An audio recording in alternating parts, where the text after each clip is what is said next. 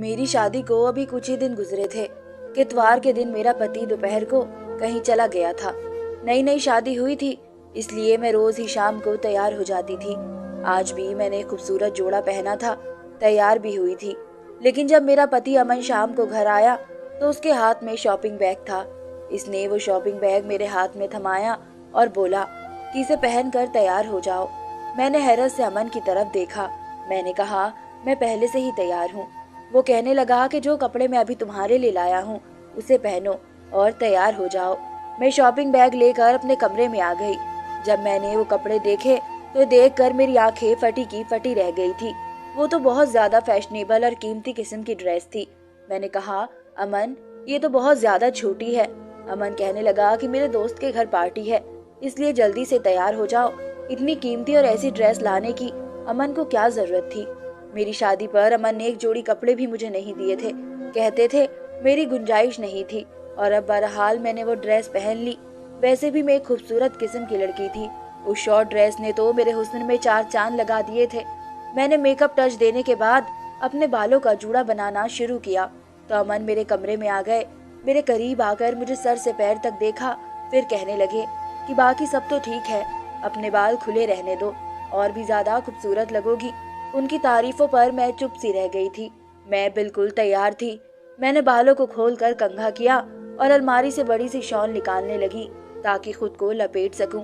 ये देखकर अमन ने मुझे फौरन से टोक दिया। कहने लगे, ये क्या कर रही हो, कीमती शॉर्ट ड्रेस का सारा लुक खराब हो जाएगा। मैंने कहा, अमन मैं यूं तो बाहर नहीं जा सकती, आप खुद देखें, ये ड्रेस काफी टाइट और छोटी सी है, फिर इसका दुपट्टा भी नेट का है, जिसे लेना ना लेना बराबर है।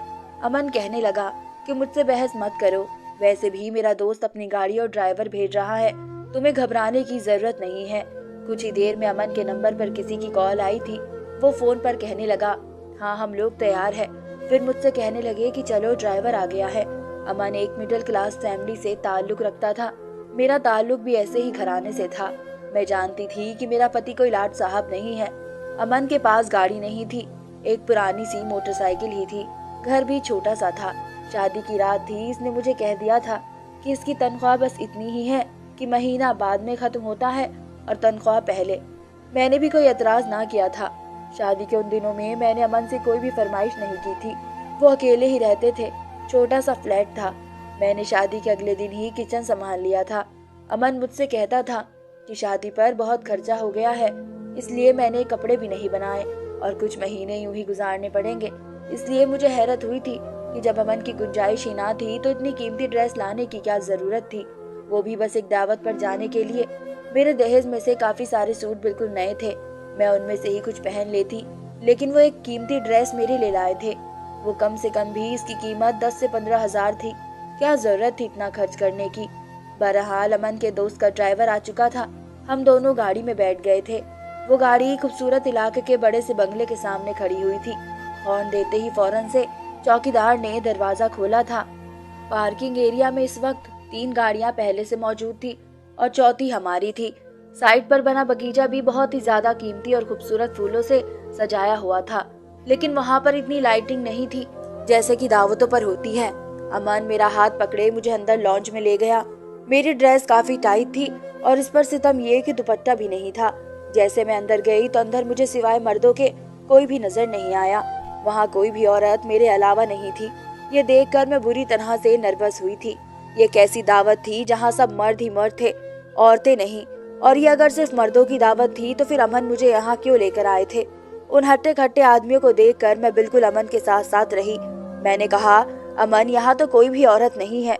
वो कहने लगे, ये सब शादीशुदा नहीं है तो जाहिर सी बात है उनकी बीवियां कहाँ से आ सकती है। मुझे अपने साथ लिए वो अपने दोस्तों से मिलवाने लगे।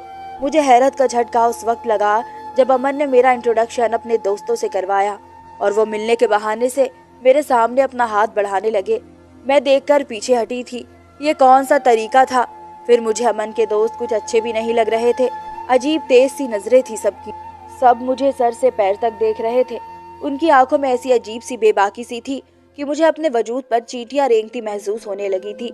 मेरा दिल बहुत ज्यादा घबराने लगा था। मुझे इस कदर बेचैनी होने लगी थी कि फौरन से इस घर से बाहर निकल जाऊं। वहाँ इस वक्त 5 मर्द थे और 5 के हाथों में कांच के गिलासों में ब्राउन रंग का शरबत था। सबकी आंखें न जाने किस जज्बे के तहत गुलाबी हो रही थी। ऐसा महसूस हो रहा था जैसे नशे की हालत में हो। मैं बहुत घबराई हुई थी, इसलिए अमन के पास जाकर उनके पहलू से लग गई। मैंने कहा, अमन, मुझे यहाँ नहीं रुकना, मुझे आप घर छोड़ आए। कहने लगे, तुम्हें क्या हो गया है? क्या लड़कियां लड़कों की महफिलों में नहीं जाती? मुझे घबराने और डरने वाली लड़कियों से सख्त चिढ़ है। मुझे खुले मिजाज की लड़कियां पसंद है जो हर महफिल में जा सके और एंजॉय कर सके। इसलिए डरपोक लड़कियों की तरह रिएक्ट करना बंद करो। ये कहकर उन्होंने मुझे बाजू से पकड़कर खुद से पीछे किया था। मैं तो अमन का रवैया देखकर ही हैरत का शिकार हो गई थी। मेरी आंखों में आंसू भर आए थे। इससे पहले मैं रो देती, अमन का एक दोस्त मेरी तरफ बढ़ा और कहने लगा, भाभी, आप क्यों परेशान हो रही हैं? मेरी बीवी दूसरे शहर अपने मायके रहने गई है और बाकी दोस्त सब कुंवारे हैं। 1-2 साल रुक जाए, उन सब की भी शादियां हो जाएगी तो इन सब की भी बीवी आ जाएंगी। अब अगर हमारी बीवियां नहीं है तो हम क्या करें? मिलना जुलना छोड़ दे। हमने तो आपके लिए बहुत अच्छा इंतजाम किया है। इसका अंदाज मजाक उड़ाने वाला था। फिर वो अमन से कहने लगा, आओ अमन, डाइनिंग रूम में चलते हैं, खाना बिल्कुल रेडी है। मैं अमन का हाथ जोर से पकड़े डाइनिंग रूम के टेबल पर पहुंची थी, जहाँ पर अलग अलग किस्म के खाने लगे हुए थे, और अमन के साथ ही टेबल पर बैठ गई। अमन के बाकी दोस्त के सामने कुर्सियों पर बैठ गए। इसके जिस दोस्त के यहाँ पार्टी थी वो मेरी प्लेट में अलग अलग किस्म के खाने डाल रहा था। कह रहा था, भाभी, ये भी खाकर देखिए और ये भी खाकर देखिए। खाना वाकई बहुत ही लजीज था और मुझे भूख भी बहुत ज्यादा लगी थी। अजीब बात थी, जैसे जैसे मैं खाना खा रही थी मेरी आंखें नींद से बंद होने लगी थी, लेकिन मैं अपना हाथ भी नहीं रोक पा रही थी। खाने का स्वाद ही कुछ ऐसा था। खाना खाते खाते ही मुझे लगा कि जैसे मैं यही सो जाऊंगी।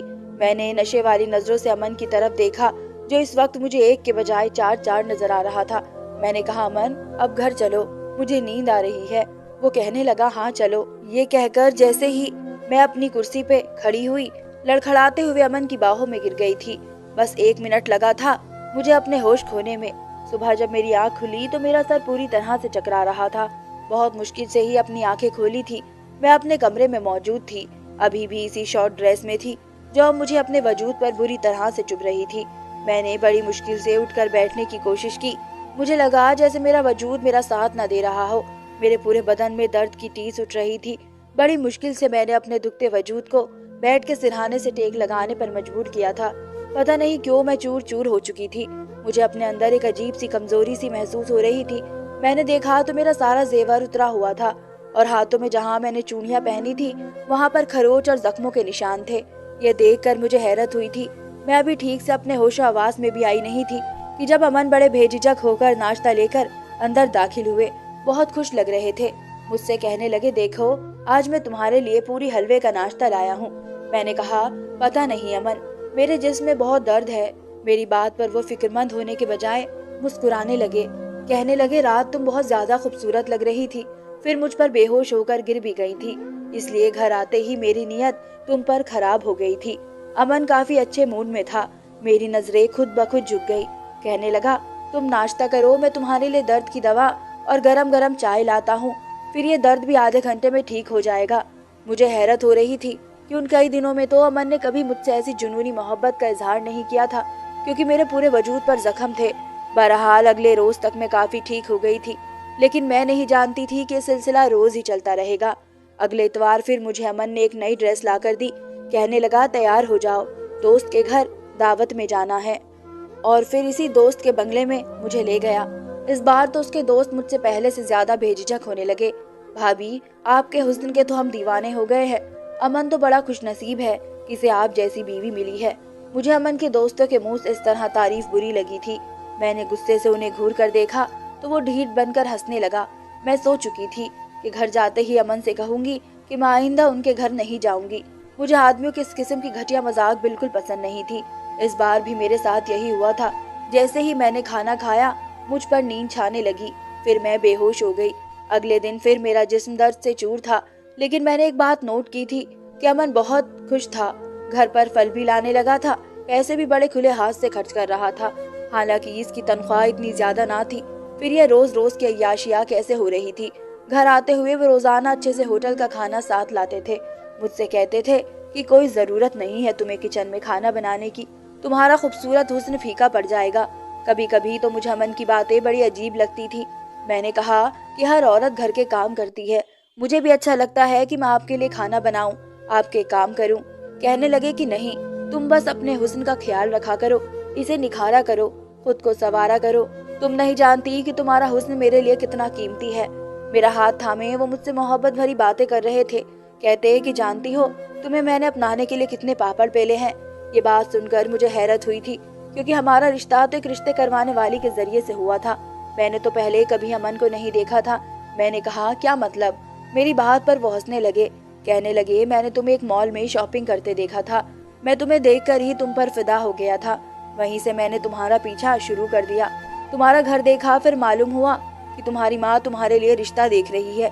यकीन करो, यह सुनकर तो मुझे बहुत डर लगा था कि कहीं मैं तुम्हें खो न दूं। कहने लगा, एक बार मैंने तुम्हारे घर से बाहर एक रिश्ते वाली को निकलते देखा। फिर मैंने उससे कहा कि अगर वो मेरा रिश्ता तुमसे करवा दे तो मैं इसे अच्छी खासी रकम दूंगा। वो मेरी बात मान गई और यूं मेरा रिश्ता तुमसे हो गया। मैं तो अमन की बात सुनकर हैरत से आंखें फाड़े उसे देख रही थी। मुझे नहीं पता था कि मेरा पति मुझसे पहले से मोहब्बत करता था।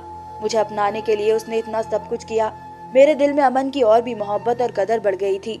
लेकिन मैं नहीं जानती थी कि सच तो कुछ और ही था। इस इतवार को जब मुझे अमन ने फिर से कीमती ड्रेस ला कर दी तो मैंने कहा, नहीं अमन, मुझे आपके किसी दोस्त की दावत पर नहीं जाना।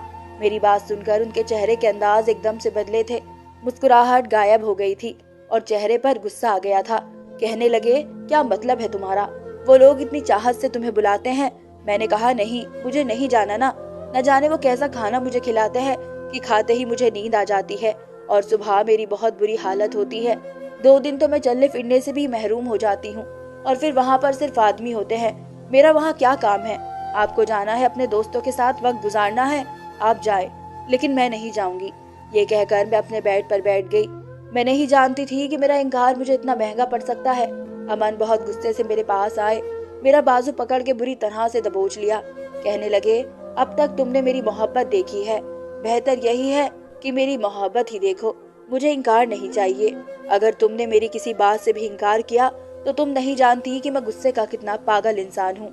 ये कोई इतनी बड़ी बात तो ना थी जो मैंने उसे कही थी, लेकिन अमन का गुस्सा तो यूं था जैसे वाकई ही मुझे जान से मार डालेगा। अपनी लाल आंखें वो मेरी आंखों में दिखाकर बड़े गुस्से से कह रहा था। मेरा दिल तो अपने पति का ये रूप देखकर कांप सा गया था। मैंने फिर कोई खिलाफत नहीं की और वहां चली गई। लेकिन मुझे ये सब अच्छा नहीं लग रहा था। न जाने क्यों टेबल पर मुझे मजे के खाने भी आज बुरे लग रहे थे, क्योंकि ये मुझे होश से बेहोश कर देते थे। मैंने बहुत कम सब्जी अपनी प्लेट में डाली थी और लगा लगा कर खा रही थी। लेकिन जैसे ही अमन के दोस्त की नजर मुझ पर पड़ी, कहने लगा, भाभी क्या बात है, आप खाना ठीक से नहीं खा रही? मैंने कहा, मुझे भूख नहीं है। मेरा ये कहना था कि उसने एक अजीब तरह का इशारा अमन को किया था। ये देखकर मेरे होश गुम हो गए थे। अमन ने सामने पड़ी सब्जी से मेरी प्लेट भर दी। कहने लगे, पूरा खत्म करो। वो घूरती हुई नजरों से मुझे कह रहे थे। मैंने बड़ी मुश्किल से ही वो सब्जी खत्म की थी और खाते ही मेरी वही हालत खराब हो गई थी। अब तो मुझे अमन पर भी शक होने लगा था। अगले इतवार आने से पहले ही मैंने तबीयत खराब का बहाना किया और मायके चली आई। मेरी छोटी बहन के रिश्ते की बात तय हो गई थी। छोटी सी मंगनी की रस्म घर पर ही थी। मेरी बहन शॉपिंग पर गई तो मुझे भी साथ ले गई। वहीं मेरी मुलाकात अमन के 5 दोस्तों में से एक के साथ हो गई। वो बातों के दौरान बार बार मेरी बहन को देख रहा था। कहने लगा, भाभी अगर इस बार हमारे घर आए तो अपनी बहन को भी जरूर साथ लाइएगा। ये भी आपकी तरह बड़ी कमाल की चीज है। मुझे इस आदमी की बात बहुत बुरी लगी। मेरी बहन भी इसे घूर कर देखने लगी। मैंने कहा, आपको तमीज नहीं है बात करने की? मेरा लहजा तेज हो गया था। आसपास गुजरने वाले लोग भी वहीं खड़े हो गए। ये देखकर इस आदमी को भी गुस्सा आ गया। कहने लगा, तमीज का मतलब पता है तुझे? हम औरत देखकर तमीज करते हैं और तू इस काबिल नहीं कि तेरी इज्जत और तमीज की जाए। मैंने कहा कि जुबान संभाल कर बात करो। वो कहने लगा, क्यों? सच बहुत चुभ रहा है तुम 2 टके की औरत हो और मुझसे तमीज की बात कर रही हो। ये लफ्ज सुनकर मुझे उस पर इतना गुस्सा आया कि मैंने एक जोरदार थप्पड़ उसके मुंह पर दे मारा। इस थप्पड़ की गूंज जिसने सुनी, तमाम लोग वहां खड़े हो गए। कुछ कहने लगे कि अगर इस शख्स ने आपके साथ बदतमीजी की है तो हम इसकी तबीयत अभी ठीक कर देते हैं। कुछ नौजवानों ने तो आस्तीनें चढ़ा ली थी। मेरा जी तो यही चाहा इसका मुंह तुड़वा दूं। इस आदमी को औरत से बात करने की तमीज तक नहीं है। मैंने सोचा कि घर जाकर अमन को इसकी हरकत बताऊंगी। वो लोग कितने बदतमीज हैं और वह हर इतवार मुझे जबरदस्ती उनके घर लेकर जाता है। उनकी नजर में तो किसी बहन बेटी की इज्जत ही नहीं है। اس سے پہلے کہ وہاں کھڑے نوجوان اس آدمی کی اچھی خبر لیتے، وہ کہنے لگا کہ یہ بازارو عورت ہے، جسم فروشی کا کام کرتی ہے اور میں اس کا گراہک ہوں، بس یہاں پر تماشا بنا رہی ہے۔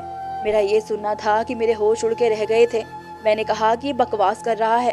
وہ یہ سن کر کہنے لگا کہ تم اتوار کو کیا کرنے ہمارے بنگلے میں آتی ہو، وہ بھی تب جب کہ تم جانتی ہو کہ وہاں تمہارے علاوہ کوئی عورت نہیں ہوتی۔ اس کے بعد جو بات اس آدمی نے مجھے کہی، پہلے میرا دماغ چکرا کر رہ گیا تھا۔ کہنے لگا اگر میری بات پر یقین نہ ہو تو اس بار آنا اتوار کو ہمارے گھر، تمہیں میں اچھا سبق سکھاؤں گا، تمہیں تمہاری صحیح اوقات دکھاؤں گا کہ تم کیا ہو۔ میری بہن میری شکل دیکھ رہی تھی اور میں اس کی بات پر یوں پتھر بن چکی تھی۔ بہت سے لوگ مجھے عجیب سی نظروں سے دیکھتے ہوئے وہاں سے چلے گئے۔ وہ آدمی غصے سے بھرا پڑا تھا، مجھے گھورتا ہوا وہاں سے چلا گیا۔ میری بہن نے میرا ہاتھ پکڑا اور مجھے گھسیٹتے ہوئے بازار سے باہر لے آئی۔ کہنے لگی دیدی یہ سب کیا بکواس کر رہا تھا۔ میں نے کوئی جواب نہیں دیا، میرا تو دماغ چکرا رہا تھا۔ میرا جی اتنا گھبرا رہا تھا کہ جیسے ابھی میرے دل کو کچھ ہو جائے گا، وہ پھٹ جائے گا۔ مجھ پر عجیب سی بے ہوشی ہونے لگی تھی۔ میری بہن میری ایسی حالت دیکھ کر مجھے گھر لے گئی، لیکن مجھے وہاں بھی چین نہیں آیا۔ میں فوراً سے اپنے گھر چلی گئی۔ گھر گئی تو امن کا موڈ بہت خراب تھا۔ کہنے لگا رہ لیا اپنی ماں کے گھر، اب اگر تم نے مائکے رہنا ہو تو تم ورکنگ ڈے میں جا کر رہنا، ایک اتوار کی ہی تو چھٹی ملتی ہے مجھے، وہاں بھی تم میرا موڈ برباد کر دیتی ہو۔ میں نے کوئی جواب نہیں دیا تھا، کیونکہ میں کچھ بھی کہتی وہ غصے سے مجھ پر پھر چڑھتا اور مکر جاتا۔ اس بار جب وہ مجھے اپنے دوستوں کے گھر لے کر گیا تو اس وقت اس کا وہ دوست وہاں موجود نہیں تھا جس سے میری ملاقات بازار میں ہوئی تھی۔ جیسے میں نے آدھا کھانا کھایا میں فوراً واش روم میں چلی گئی۔ مجھے وہ کھانا اپنے اندر ہضم نہیں کرنا تھا، اس لیے میں نے اپنے حلق میں انگلی ڈال ڈال کر الٹی کی۔ جو کچھ کھایا تھا سب کچھ باہر آ چکا تھا، اس لیے مجھ پر نشے کا اثر نہیں ہوا تھا۔ میں باہر آئی اور بے ہوش ہونے کا ناٹک کرنے لگی۔ امن نے مجھے اپنی باہوں میں لیا، کمرے میں لے گیا، مجھے بیڈ پر لٹا دیا۔ وہ ابھی کمرے میں آیا ہی تھا کہ اس کے دوست بھی کمرے میں آ گئے۔ امن کہنے لگا کہ اس بار میں ڈبل قیمت لوں گا۔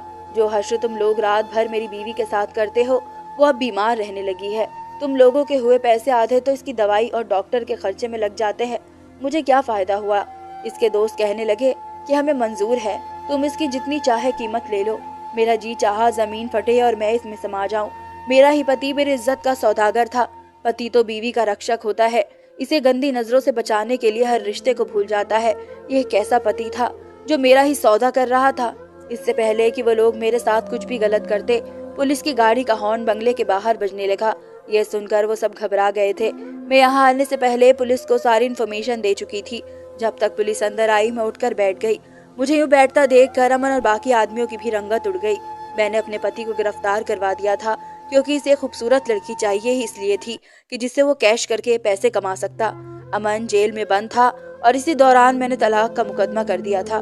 مجھے طلاق بھی ہو چکی تھی، لیکن مجھے اپنے ماں باپ سے ایک شکایت تھی۔